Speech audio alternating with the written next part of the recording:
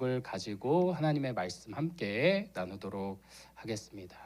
우리 따뜻한 또 날씨가 있었는데 추운 겨울이 찾아왔습니다. 겨울이 되면 사람들은 몸을 이렇게 웅크리고 다닙니다. 그런데 실제로 추위를 많이 안 타시는 분들은 정말 옷을 가볍게 입고 다닙니다. 반팔을 입으신 분들도 있는데 저도 한번 신기해서 살을 만져봤는데 그렇게 차갑지 않았던 것 봤습니다. 그래서 사람마다 이게 참 다르구나. 우리는 위험한 상황, 보호받고 싶은 상황에서는 다른 사람이 우리를 좀 보호했으면 하는 마음이 들 때가 있습니다. 우리 성도님들 예전에 연애 시절과 지금을 한번 떠올려 보시면 여러 가지 차이가 있겠지만 기본적으로 악력이 좀 차이가 납니다. 예전에는 충분히 딸 수 있는 음료수병도 잘 못 따겠어요 이렇게 표현을 하기도 하고, 지금은 어떻죠? 남편이 끙끙거리고 있으면은 탁 치면서 자 줘봐 이러면서 팍 열기도 하는데, 우리는 갸냘픈 분들을 봤을 때 보호해주고 싶다. 그래서 보호 본능을 불러일으킨다라는 말을 쓰고는 합니다. 꼭 여자분들에게만 그런 감정이 드는 게 아니라 남자인데 참 왠지 모르게 병약해, 막 마음이 좀 챙겨주고 싶어 이러면 보호 본능이 들기도 하는데, 우리는 오늘 본문의 말씀을 통해서 우리를 향해 매 순간 우리를 보호하길 원하시는 그 하나님의 마음을 한번 살펴보고, 주님이 우리에게 주시는 그 보호함이 사람이 건넬 수 있는 것과 어떤 차이가 있는지도 한번 살펴보면 좋을 것 같습니다. 오늘 본문은 우리가 지난 시간에 살펴본 거의 뒷부분입니다. 그러니까 종과 관련된, 노예와 관련된 규례들을 다루고 있고, 지난 시간에는 남자 종에 대한 부분을 다뤘다면 지금은 여자 종에 대한 부분을 다루고 있습니다. 근데 딱 7절 처음 딱 읽을 때부터 조금 약간 막히는 듯한 느낌이 드는데, 우리 7절 한번 읽으면 좋을 것 같습니다. 시작. 사람이 자기의 딸을 여종으로 팔았으면 그는 남종같이 나오지 못할지며. 아멘. 여기를 읽는데 두 가지 포인트에서 딱 지금 현대적인 시선을 갖고 있는 우리의 마음을 불편하게 하는 부분이 있습니다. 첫 번째는 어떻게 자기 딸을 종으로 팔지? 라는 생각이 들고, 두 번째는 왜 여종은 마음대로 못 나가지? 이거 차별적인 것 아닌가? 라는 마음이 듭니다. 그 당시의 상황을 보면 일단 지난번에 설명드린 것처럼 이스라엘이 갖고 있는 그 노예 제도는 다른 제국들이 갖고 있었던 비인격적이고 폭력적이고 탈취적인 제도가 아니었다라는 것을 우리는 먼저 알고 읽어야 합니다. 그리고 이 당시에는 실제로 다른 사람에게 빚을 지고 어떤 재정적인 손해를 끼쳤는데 갚지 못하는 경우에 자기의 딸을 이렇게 종으로, 그 노동의 값으로 파는 경우들이 있었다라는 것을 우리가 일단 듣고 보면 될 것 같습니다. 그럼 7절을 보면 사람이 자기의 딸을 여종으로 팔았으면 그는 남종같이 나오지 못할지며 라고 되어 있습니다. 왜 남자종같이 나오지 못할까요? 남자종들은 단신으로 나왔으면, 혼자 들어왔으면 혼자 나가고, 가족을 꾸린 상태에서 왔으면 가족을 꾸린 채로 나가도 된다라고 되어 있었고, 6년 동안만 노예로서 섬기고 7년째는 아무 값 없이 나간다고 했는데 왜 여종은 그게 해당이 안 되었는지. 자, 우리가 살펴본 7절부터 11절은 단순히 그냥 노동의 값으로 계약이 체결된 상황이 아니라 결혼이라는 틀을 염두에 두고 설정된 상황이라는 것을 우리가 이해하면 오해가 없습니다. 왜냐하면 그 여종은 그냥 노동의 값뿐만 아니라 그 상전과 이런 혼인관계의 형태로 계약을 맺었기 때문에 사람이 함부로 끊을 수 없기에 그 6년의 시간이 지난 후에도 계속 머물러 있게 되는 상황입니다. 이제 오해가 조금은 풀리셨죠? 그렇게 가정을 꾸리도록 한 상황에서 오늘 본문이 주어졌구나. 그러면서 하나님은 오늘 본문에서 여러 가지 경우들, 사람의 악한 마음을 기준으로 해서 그 당사자, 여자 노예를 어떻게 보호하시는지를 이야기하고 있습니다. 8절인데요. 한번 같이 읽도록 하겠습니다. 시작. 만일 상전이 그를 기뻐하지 아니하여 상관하지 아니하면 그를 속량하게 할 것이나 상전이 그 여자를 속인 것이 되었으니 외국인에게는 팔지 못할 것이요. 아멘. 이거 뭐냐면 분명히 계약 당시에는 제가 거기 그 자제분 그 따님과 결혼하는 것으로 해서 노동의 값으로 제가 노예로 사겠습니다라고 했는데 그 상전이 그 여자 노예를 기뻐하지 않아서 동침하지 않았을 경우에는 신의를 저버리는 행동이므로 그 계약이 무효화가 된다라는 것을 이야기합니다. 그래서 함부로 외국인에게 종으로 팔아서는 안 된다라고 단서를 달고 있는데요. 외국인들에게는 이런 규칙들이 없습니다. 외국인들에게는 그냥 노예는 노예일 뿐입니다. 함부로 사용하고 함부로 버릴 수 있기 때문에 이것은 전적으로 그 상전이 신의를 지키지 못한 것이므로 보호를 함이 마땅하다라고 이야기를 하고 있는 것을 보게 됩니다. 그렇다면 오늘 본문의 이 맥락 가운데 우리가 한 가지 의구심이 드는 부분이 있습니다. 과연 왜 결혼을 하려고 하는데 아내가 아니라 노예로서 그 사람을 받아들이고 있을까? 라는 생각을 해보게 되는데 여기서는 암묵적으로 이 상전에게 본처가 있는 상황일 가능성이 아마 매우 높습니다. 그러니까 본처가 있는 상황에 노예를 다른 첩으로 들이는 상황일 수 있고 혹은 아니면 자기 아내를 일찍이 여인 상황에서 자녀들이 상속을 받아야 되는데 그 상속의 부분에 있어서 재정적인 손실을 유발할 수 있기 때문에 그 여자와 결혼을 하되 혼인관계에서 그냥 본처로서의 결혼관계가 아니라 이런 노예로서의 계약관계로 하고 있다라는 것을 우리는 볼 수 있습니다. 우리는 지금까지 율법에 대해서 하나씩 배우고 있습니다. 그렇다면 우리는 이 율법을 어떤 관점에서 바라봐야 할까요? 이건 정말 시대착오적인 것 아니야? 어떻게 중혼이나 첩을 전제로 한 채 설명이 될 수 있지? 이것은 옳지 않아 라고 이야기할 수 있겠지만 하나님께서는 때가 차기까지 이 시기적인 한계 속에서 율법에 제약되도록 율법 가운데 그들이 거함으로 자기네들이 얼마나 죄를 쉬이 범하는지를 깨닫게 해주시기 위해서 이러한 율법들을 정하셨다라는 것을 우리 기억할 필요가 있습니다. 하나님의 아들이신 예수 그리스도께서 오셔서 율법의 모든 정신에 순종하시고 율법을 밝히 드러내어 주시기 전까지는 이들은 이런 규칙들에 매여 있었던 것을 일단 기억해 볼 필요가 있습니다. 그렇다면 하나님의 율법을 듣게 된 이들은 이러한 것들을 잘 지키고 있었을까요? 네, 그렇지 않기 때문에 그 악한 마음이 있기 때문에 이들에게 이것을 하고 있는 것을 보게 됩니다. 근데 여기서 우리는 만약에 저희가 뭐 차를 렌트하거나 차를 구매하려고 갔는데 차에 하자가 있는 경우에는 어떻게 되죠? 네, 그냥 그 계약이 무효가 되고 받은 돈 돌려받으면 됩니다. 근데 여기서 보면 만일 상전이 그를 기뻐하지 아니하여 상관하지 아니하면 그를 속량하게 할 것이나라고 되어 있습니다. 만약에 어떤 아버지가 빚을 진 상태에서 딸을 팔았습니다. 근데 상전이 그를 기뻐하지 아니하면 그냥 딸만 돌려주는 게 아니라 값을 아버지가 다시 치러야 합니다. 속량의 의미는 바로 이것입니다. 속량은 내가 지불해야 될 빚의 의무가 있고 채무가 있었지만 협상이 결렬됐다라고 해서 이 빚이 없어진 것이 아니라 반드시 값을 주고 사야 하는 것을 우리는 기억할 필요가 있습니다. 우리가 일반적으로 계약을 할 때 어떤 조건이 성립이 안 되면 그냥 무효가 되는 것과는 다르게 일단 팔았지만 상전이 이행하지 않았을 경우에는 그 아버지가 다시금 사야 합니다. 그러니까 딸을 팔고 한 몇 년이 지났는데 이제 돈을 모은 상황이라면 그 딸을 다시금 살 수 있게 그 상전에게 돈을 지불해야 하는 것을 보게 됩니다.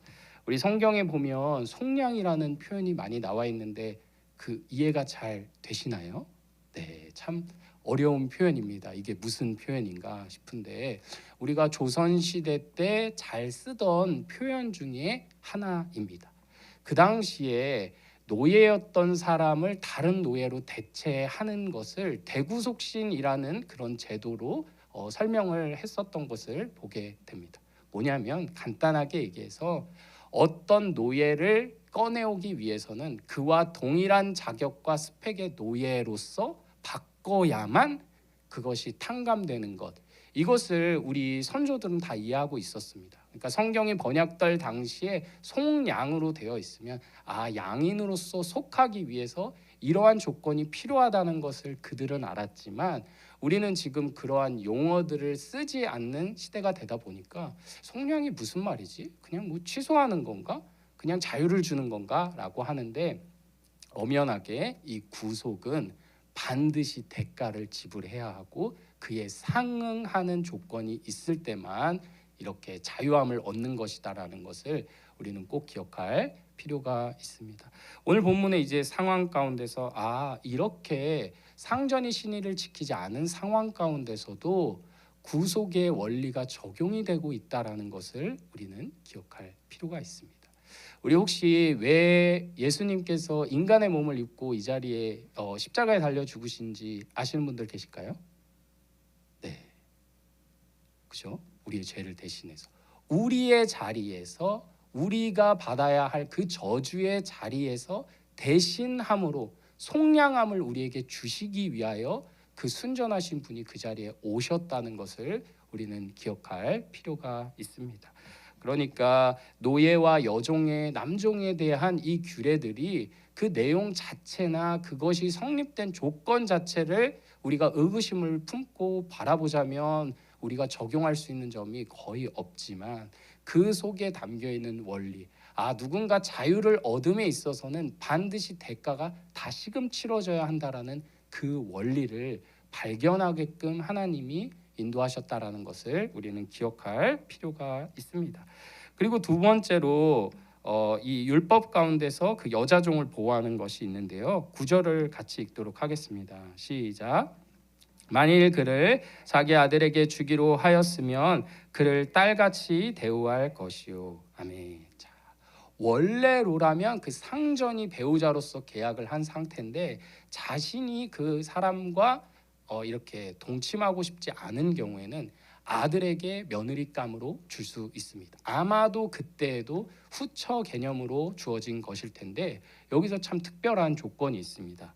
만약에 그를 자기 아들에게 주기로 하였으면 그를 딸같이 대우할 것이요 라고 되어 있습니다. 딸같이 대우한다라는 건 어떤 의미가 있을까요? 네.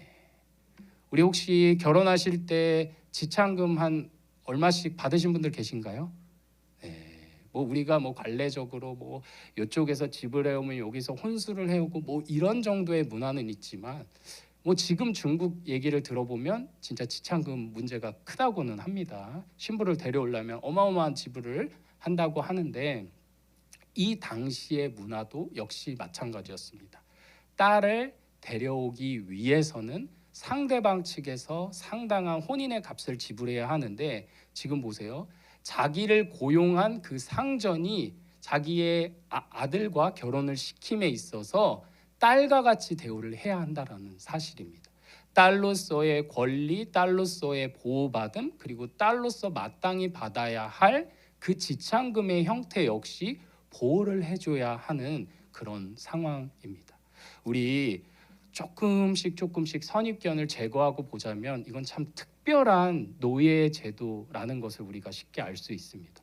어떻게 여자 종을 팔았는데 그가 그의 그 주인의 아들댁과 결혼했다고 하여서 딸과 같은 인격적인 대우와 권리를 받을 수 있지. 바로 이것은 하나님께서 이스라엘 백성들이 현재 놓여져 있는 그 시대적 상황 가운데서도 하나님이 사랑하시는 그 영혼들을 귀하게 여겨야 한다라는 사실, 그리고 주님께서 맺어주시는 그 관계적인 부분을 하나님이 얼마나 소중하게 생각하시는지를 발견하게 됩니다. 혹시 성경에 너는 내 아들이라 이런 표현 들을 때 기분 나쁘신 분들 있으실까요? 네, 딸이라고 표현해 주면 참 좋겠는데 성경에서는 아들이라는 개념이 유업을 상속받을 자라는 의미로 표현이 되었고 그게 우리에게도 여성분들에게도 동일하게 일단 적용이 됩니다. 그럼 성경의 원리와 말씀을 따라 볼 때 하나님께서 당시에 보호받지 못할 연약한 자들을 얼마나 사랑하시고 보호하셨는지 그 사랑을 일단 먼저 경험하시는 은혜가 있길 바랍니다. 우리 아이들에게 있어서 인생까지는 좀 그런데 한 해를 둘러보면 크게 기쁜 날이 몇 가지 있겠죠. 크리스마스 때는 뭐 하는 날이죠? 아이들 선물 받는 날입니다. 왜 선물을 받는지는 모르겠지만 선물을 받고, 어린이날에는 또 어떤 것을 하죠? 네, 어린이여서 축하를 받습니다. 자, 이런 시대를 우리는 살고 있습니다.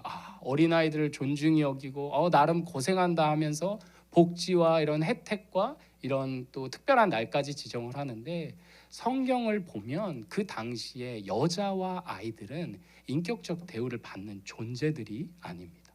그냥 어른들이랑 같이 겸상하지 못하는 정도가 아니라 그냥 도구 아니면 하찮은 존재 정도로 당시에 생각을 했기 때문에 이런 식으로 여자에 대해서, 그것도 종이 된 여자에 대해서 이렇게 하나님이 인격적인 규칙들을 말씀하신다라고 하는 것은 가히 파격적인 이야기였다라는 것을 우리는 보게 됩니다.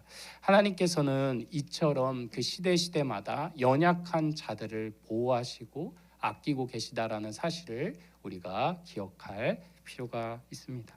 그리고 이제 끝으로 세 번째인데요. 이것도 참 특이한 내용이 있습니다. 자, 우리 10절 11절 읽도록 하겠습니다.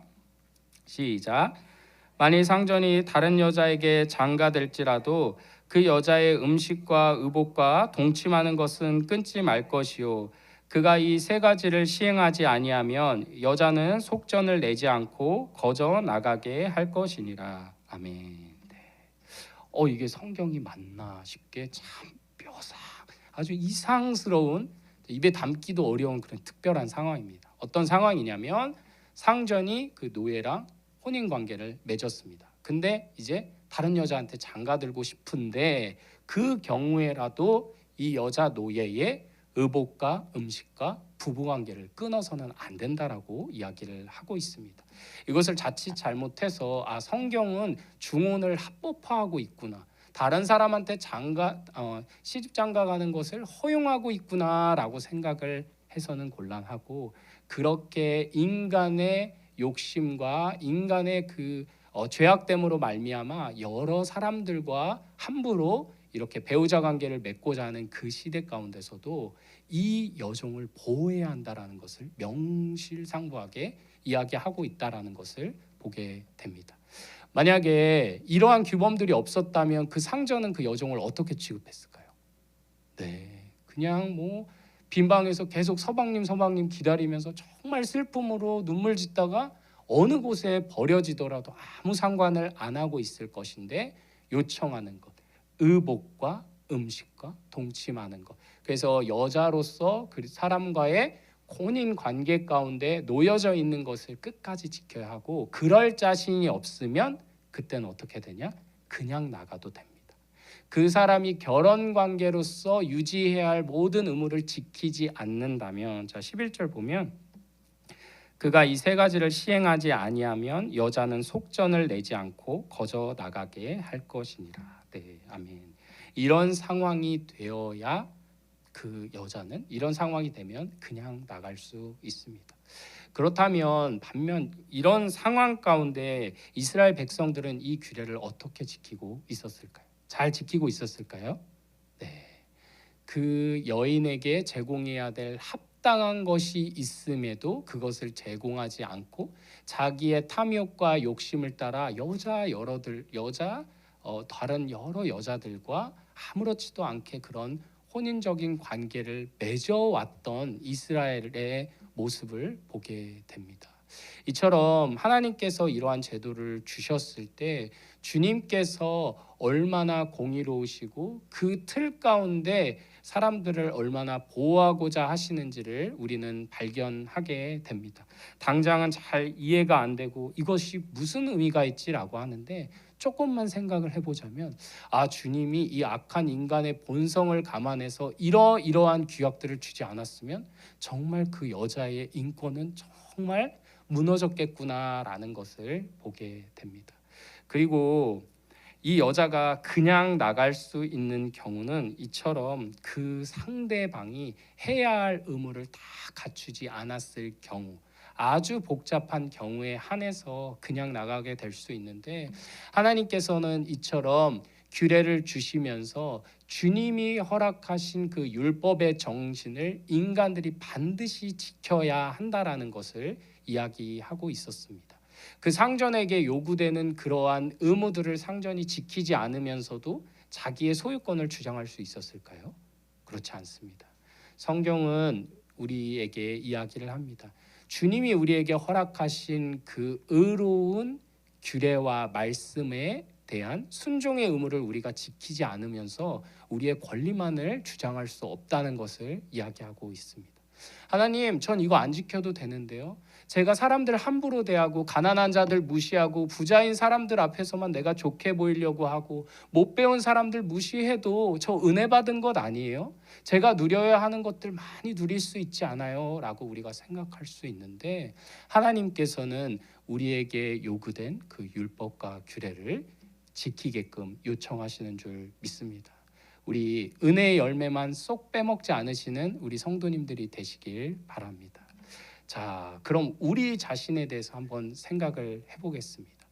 여자 종에 대해서 이런 걸 요구하시는 하나님인데, 우리는 과연 주변에서 사람들을 어떻게 대하고 있는지 한번 생각을 해볼 필요가 있습니다. 우리 성도님들 사회생활 하시고 가정에서 기쁜 날만 있으신가요? 늘 존중받으시죠? 네, 그렇다면 참 박수를 드리고 싶은데, 우리 서글플 때도 있고 억울할 때도 있습니다. 그런데 참 사람이 좀 간사한 게, 운전자일 때 마음이랑 보행자일 때 마음이 다른 것처럼 내가 억압을 받는 위치일 때랑 내가 함부로 할 수 있는 위치일 때 사람이 정말 자기의 입장을 생각 못하고 함부로 하는 경향이 있습니다. 자, 운전하실 때 횡단보도에 보행자가 늦게 걸어가면 무슨 생각이 드시나요? 차가 보이는데 왜 안 지나가? 라는 생각을 하고, 자, 보행자는 횡단보도를 걷고 있는데 차가 자꾸 눈치 주면 무슨 생각이 들죠? 아니, 왜 빵을 하는 거야? 라는 생각이 들 수 있습니다. 우리 혹시라도 근처 음식점을 가거나 어떤 분들이 우리에게 서비스를 제공해 주는 상황에서 그분들을 하찮게 여기는 언행과 처사를 우리가 하고 있다면, 노예인 종마저 하나님이 그토록 아끼심을 우리가 생각하시면서, 내가 사람들을 함부로 대하는 것, 무시하듯 얘기하는 것을 주님이 원치 않으시는구나 라는 것을 우리 꼭 기억할 필요가 있습니다. 그리고 가정에 어려움이 있고 저마다의 상황 가운데 힘든 현실, 사회적으로 약한 위치에 있는 분들을 함부로 정죄하면서 그들을 비난해도 되는 것으로 여기시지는 않는 은혜가 있길 바랍니다. 하나님께서는 영혼들을 사랑하십니다. 보호하십니다. 하나님 혹시 그리스도인들만 창조하셨을까요? 특별히 교회 다니는 친구들만 이쁘게 만들어야지. 네. 세상 사람들도 하나님이 창조하셨고 하나님의 형상을 닮아 지음받은 이들입니다. 우리 그러한 세상 사람들, 우리의 눈에 잣대로 바라보시지 말고 하나님이 바라보시는 그 잣대로 사랑하시는 은혜가 있길 소원합니다. 하나님은 이처럼 하나님이 허락하시는 그 상황 가운데 얼마나 약한 이들을 보호하고자 하시는지를 발견하게 되었습니다. 우리의 위치는 어떠한 상황일까요? 딱 6년 일하고 벗어날 수 있는 조건이라던가 우리가 상전한테 합당한 대우를 받을 수 있는 그런 노예 관계에서 우리는 살아왔을까요? 아닙니다. 우리를 포갑적으로 끌고 가며 영원토록 내버려 두지 않으려고 하는 폭군과 같은 죽음과 사망의 노예였습니다. 하지만 그 주인인 그 상전인 그 사탄과 마귀와 죽음이 우리를 함부로 내버려 두지 않을 수 있었던 이유는 그 사탄의 포갑마저 주님의 손 안에 허용적으로 놓여 있었을 뿐이기 때문입니다. 그런데 주님은 공의로우신 분이기에 그냥 없는 걸로 해, 취소해, 그냥 얘네들만 쏙 빼오자가 아니라 내가 값을 치러주겠다. 너희들이 이행하지 못하는 것 내가 합당한 값으로 꺼내와 주겠다라고 하시면서 누구를 주셨죠?